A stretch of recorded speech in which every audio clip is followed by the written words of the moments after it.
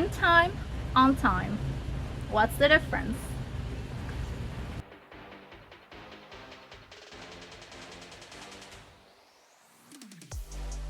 In time means not too late or early enough.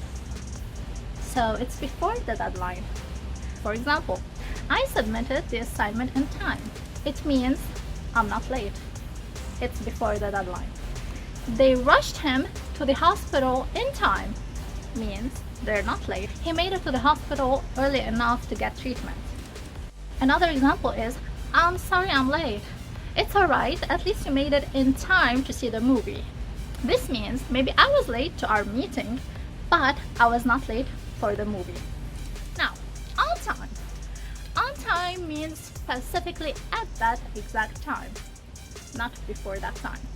The train left on time, which means at the exact time it was supposed to leave.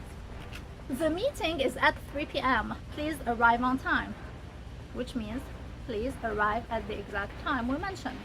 He is always on time, which means he is never late. He always arrives at the exact time we all agreed on. It's as simple as that. How about you give examples and write your own sentences with in time and on time, and I will look at the sentences you make and correct them. If you have any questions for me, just say it.